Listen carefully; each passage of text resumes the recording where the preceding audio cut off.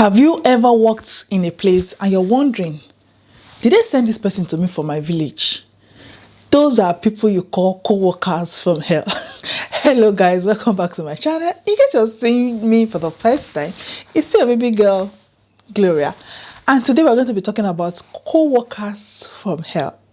They are everywhere. You may find them in either large number or just few of them. You will see them everywhere. But before we go forward, disclaimer. I may be your co-worker from hell. I may be somebody else's co-worker from hell. I do not know. As far as I know, I'm trying my best to be a good colleague. And 80% of the time, I've not had any problem with anyone that I've worked with in the past. But to be sincere, I've had experience with co-workers from hell. People you wonder what the problem they've got with you. From the first day they see you, or somewhere along the line, they will just begin to haunt you, haunt you. Whatever you do is not right. Whatever you say is wrong. There's nothing you do that is correct. It is either their way or there's no other way. Those are co-workers from hell. And before we continue, please check yourself. Hope you're not a co-worker from hell.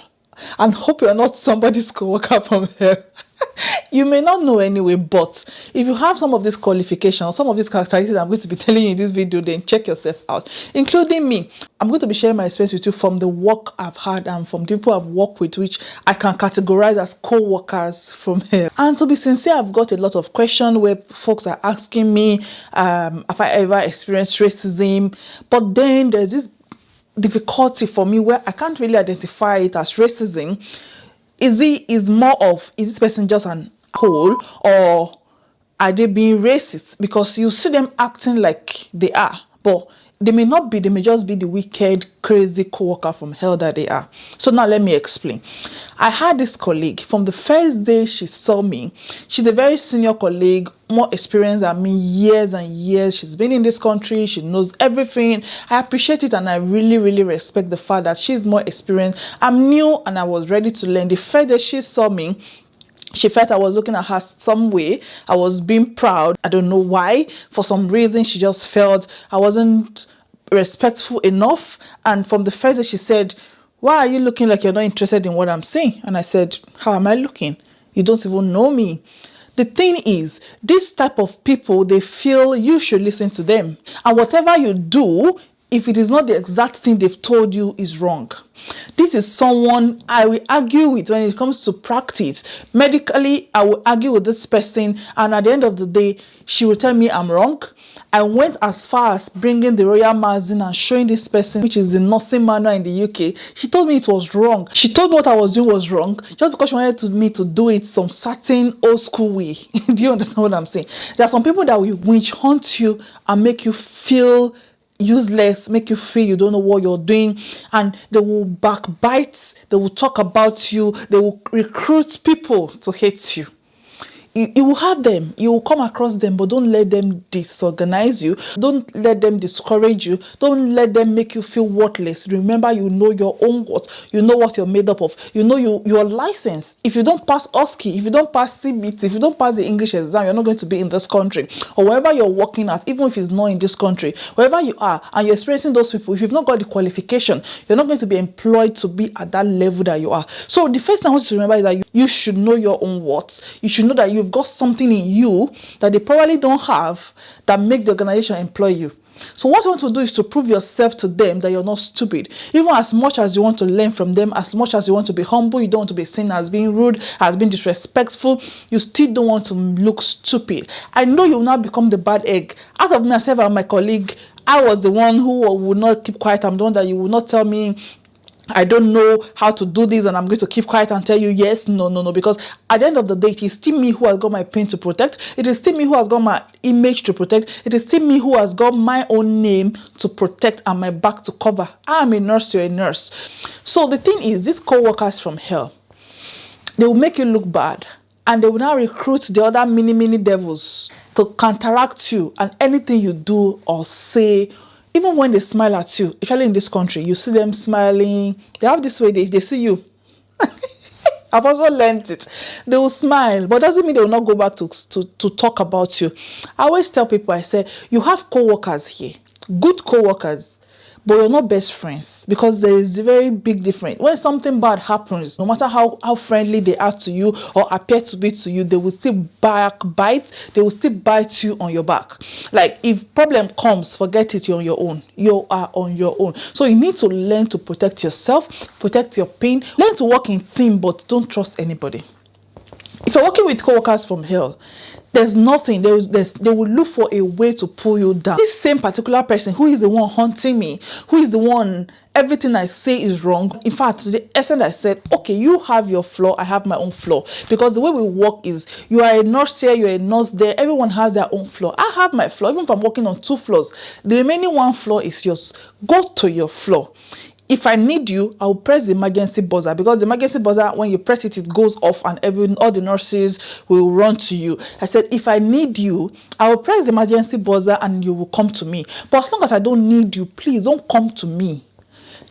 She's the one that will come to me, even when I'm sitting. I was on night duty. You'll see her tiptoeing.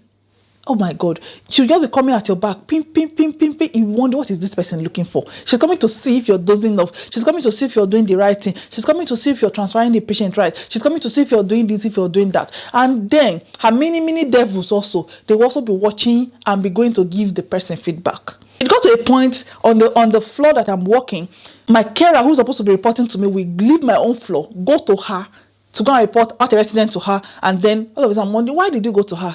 They say, oh, you were busy. I'm busy, so you cannot wait. Or you cannot come to me wherever I was to tell me this has happened. Why are you going to tell her? Because they are the employee of that devil. So you're not in between. And especially if you've got a management that is not active, a management that is not going to intervene positively and does not see things the way you're seeing things, it's going to be very difficult. I'm not going to say you're not going to experience some of these things. I'm going to prepare you to say, even when you're experiencing these things, stand your feet, stand on your ground, know what you're doing, know your what, research, be up to date, so that when they bring those topics, you're able to stand. Initially, when I first came, I don't know this issue of showing off, alias proclaiming what you can do. If I do something, I just want to pipe low. You know, as the good Nigerian girl that I am, I just want to keep quiet. But I've now begun to realize that here, you have to say what you've done to take the glory. Like, if you're the first person that saw a pressure sore, let the whole world know you're the first person that saw it. So I'm like, is that the case? Oh yeah, now we are all there. You know, now me, I'll roll with you. So now, if I do this thing, I'm going to tell the whole world I've done it. If I don't do it, I'm going to tell the whole world I've not done it. You have to learn to express the things you know. Because if they are all saying, do this, or they've done something and you do not put your own contribution, or you do not show that you've done your own part, you're going to look at you as if you don't know what you're doing. So working in this type of environment, you need to make sure you know your what and you know your stuff as well. And I promise you know your stuff. If you have been able to pass, in fact, I got to a point I told that lady, I said, if you and I go to do, if you and me, either you and me or you and I, whatever, if we go to do OSCE, you will fail. In fact, you will fail hands down, because you've got this back, you know, like when someone is arguing with you that you're supposed to recap needle when you administer an injection. When was that outdated? I said when I started being a nurse, that was what I was taught. But now this is the new thing. You only use the scoop method. Oh no, Gloria, you don't want to learn. You don't want to listen. I said if you go to OSCE, you're going to fail. This particular person I'm talking about, when I switched my job, there was this agency nurse that came. And the way when I was working, she's like, I thought you're new in this place. I said, yes, I'm new. She said, but have you worked somewhere before? I'm like, yes, I've worked somewhere. And I mentioned the name of the bank. She mentioned that lady's name. She said, do you know so person? I'm like, yes, of course. She said, oh my goodness. She went as agency nurse in that place. And that lady tortured her from the beginning of the shift to the end of the shift. And the next day, she said she had to draw a line at her own door and say, if you cross this line this night, if you cross this line, she's a Nigerian as well. If you cross this line this night, you'll see what I will do to you. Stay on your floor. Don't come to me. This same person I'm talking about, I'm like, oh, so I'm not even the bad person. It is that person who is the co-worker from here. You will have them. They will be following you. They will be monitoring you, monitoring spirit. Whatever you do is wrong. It is only their own thing that is going to work. But if it has become so much that it's going to affect your mental health, if it has become so much that's going to affect your thinking, that's going to affect you, or even make you lose your pin, that is the point I would say you should leave. Toward the time I was about to leave, it got to a point that my manager called me and said, Gloria, this issue has gone to the head office between you and this person. And really, sincerely speaking, to me, I don't even know where the problem is. It's just pure hate. Like somebody will just see you and just hate you and say the way you're walking, walking too proud. The way you're looking too proud. I'm like, oh well. It got to a point where my manager said the head office was aware and they're asking if I'm interested in us going for counseling. Myself and her, who will now go to meet a counselor, though it is within the company. They will now ask us what the problem is. I'm like, when I did not snatch your husband, I did not snatch my husband. What's my business with you and counselor? I beg you, don't worry, I'm about to leave. If she needs the counseling, it's she who needs the counseling, not me. And it got to a point where she will say, if she's coming to work and then she sees me, her heart skip. I'm like, why will your heart not skip? When darkness sees light, darkness has to bow. Because I'm in your country does not mean you will intimidate or underrate me. Co-workers from hell will make you feel you're nothing. They will make you feel you're stupid. They will make you feel like you don't know anything. If you have these people at your workplace, you need to be very careful. And to not make you to work extra hard. Like what I would have ordinarily done. So you see me working and 1 hour later I'm still at work and I'm not going to claim extra because I know if I don't complete out my documentation, my co-worker from hell is going to come to check and then I may be in trouble.